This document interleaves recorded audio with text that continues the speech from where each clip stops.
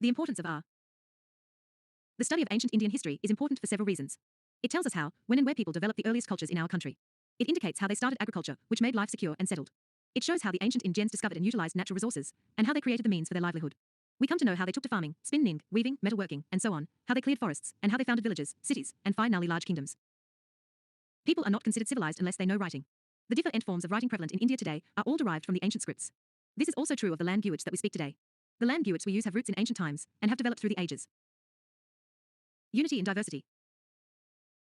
Ancient Indian history is interesting because India proved to be a crucible of ethnic groups.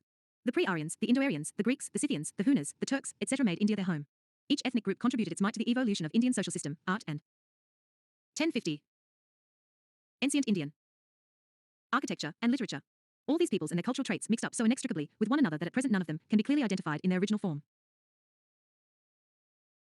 A remarkable feature of ancient Indian culture has been the commingling of cultural elements from the north and the south, and from the east and the west. The Aryan elements are equated with the Vedic and Sanskritic culture of the north, and the pre-Aryan with Dravidian and Tamil culture of the south.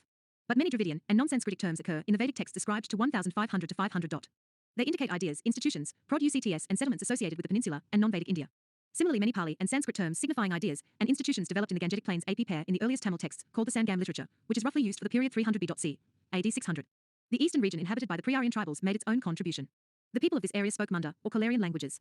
Several terms that signify the use of cotton, navigation, digging stick, etc. in Indo-Aryan languages are traced to the Munda languages by the linguists. Although there are many Munda 1051. 2. Pockets in Chotanagpur Plateau, the remnants of the Munda culture are not so strong as those of the Dravidian culture. Many Dravidian terms are also found in the Indo-Aryan languages.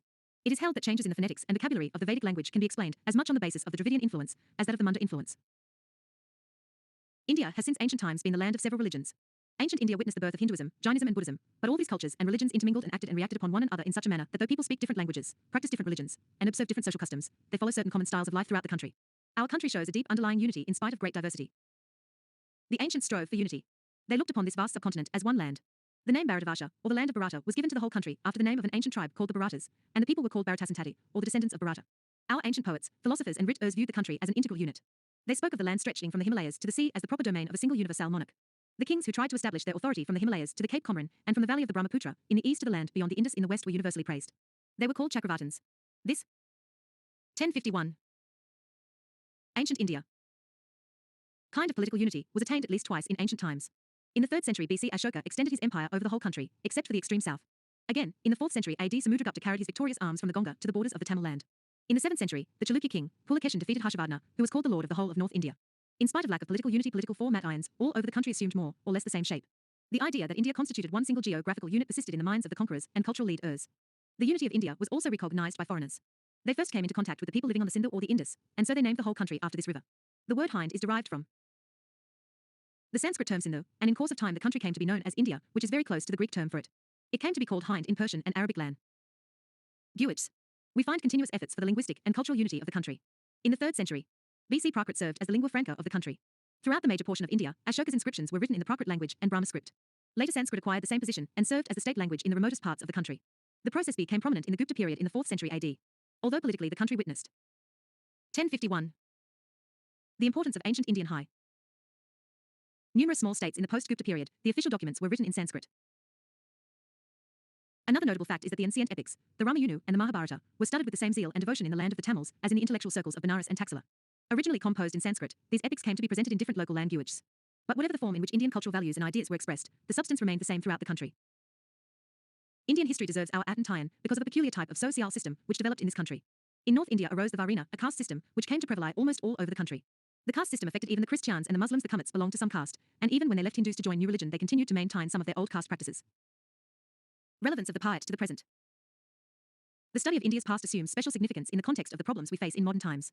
Some people clamour for the restoration of ancient culture and civilization, and a good many are sentimentally swayed by what they consider to be the past glories of India. This is different from the concern for the preservation of ancient heritage in art and architecture. What they really want to bring back is the old pattern of society and culture. Such a situation demands a far better understanding of 1052. History 191,111-22. 3.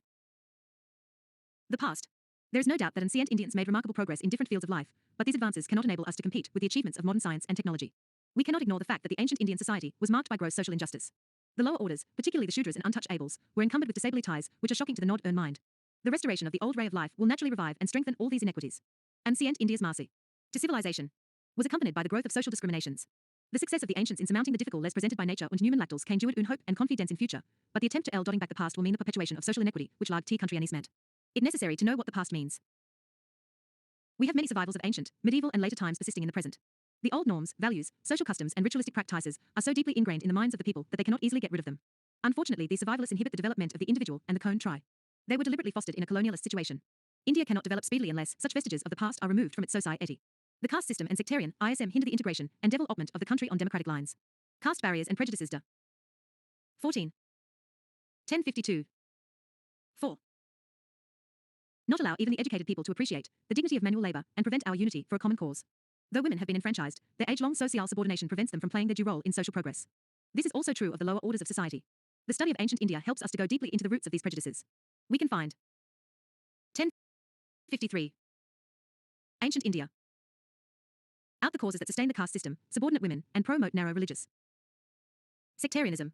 The study of ancient Indian history, therefore, is relevant not only to those who want to understand the true nature of the past that some people want to relive, but also to those who want to appreciate the nature of obstacles that hamper the development of the country.